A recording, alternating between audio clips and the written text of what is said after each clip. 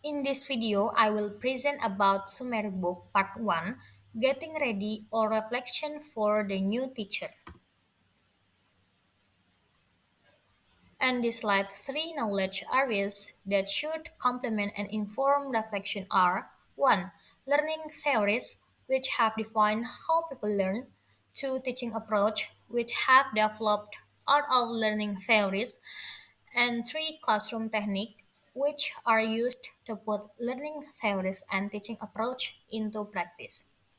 Jadi, teori pembelajaran, metode pengajaran, dan teknik kelas semuanya saling terkait erat.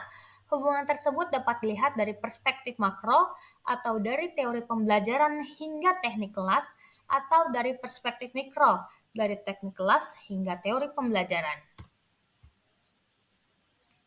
And the next slide, the key learning theories that have had a significant impact on teaching languages in general and communication in particular are 1. Behaviorism, 2. Cognitivism, 3. Constructivism, and 4. Connectivism. Pada bagian behaviorism, perilaku manusia juga termasuk pembelajaran, dibentuk melalui penguatan positif, misalnya memuji ataupun negatif, misalnya tidak setuju. Misalnya pada pembelajaran, itu akan terjadi ketika guru memuji siswa dengan sesuatu seperti, "Wah, tugasmu bagus sekali, Nak." Atau ketika guru tidak setuju dengan perilaku siswa dengan mengatakan, "Nak, tugasmu pada bagian ini salah," dan siswa harus mencoba lagi.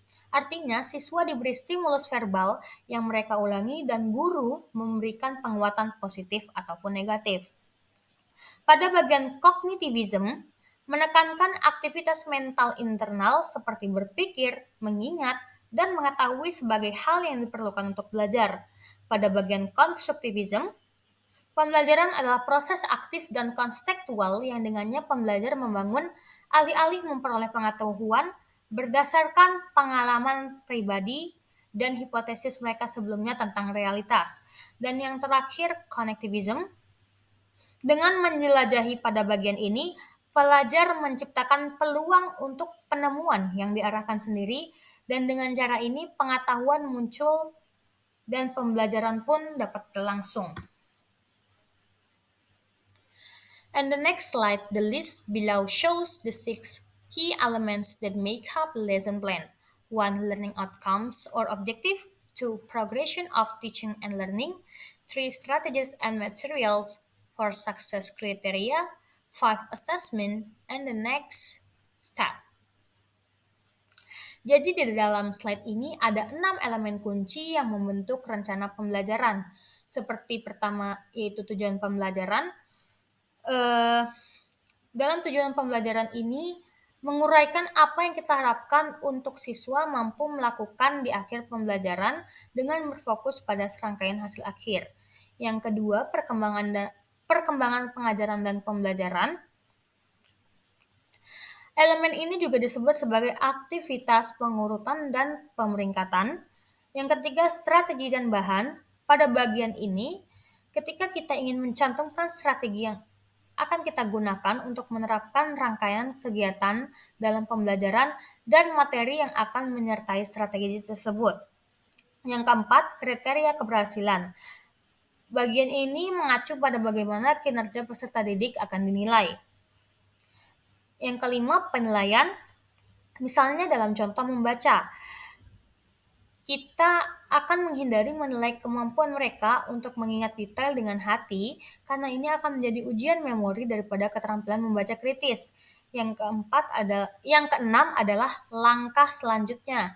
Pada bagian ini menjadi opsional karena kita mungkin tidak ingin siswa itu melakukan aktivitas tindak lanjut.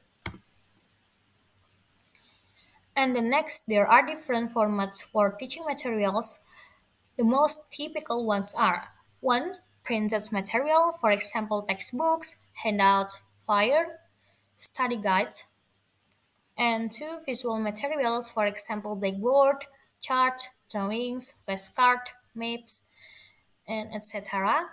3. Audiovisual materials, for example recording, video clips, podcasts, film strips, presentation, and 4. Interactive material that combine text, image, audio, videos, and animation.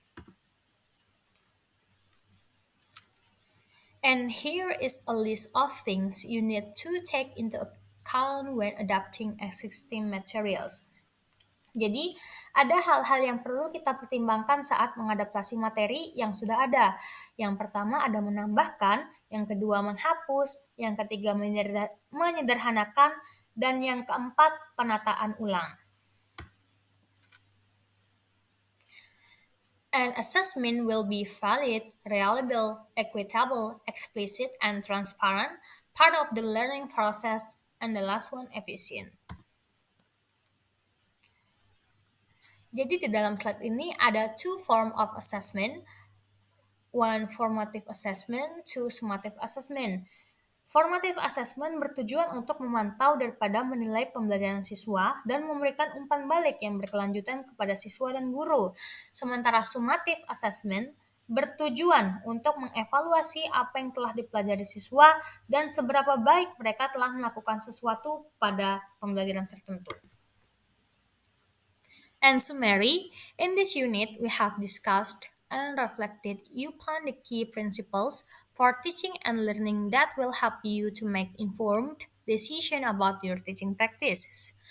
This principle can be represented as forming a teaching and learning cycle which includes the four elements we have discussed in the unit. One, reflecting upon teaching and learning principle that apply to what you are planning to teach, two, designing lessons where these reflections are put into practice, three, selecting material that you think will facilitate the elements of the lesson you have planned, and the last one, assessing whether and to what extent learning took place. And thank you for attention. Assalamualaikum warahmatullahi wabarakatuh.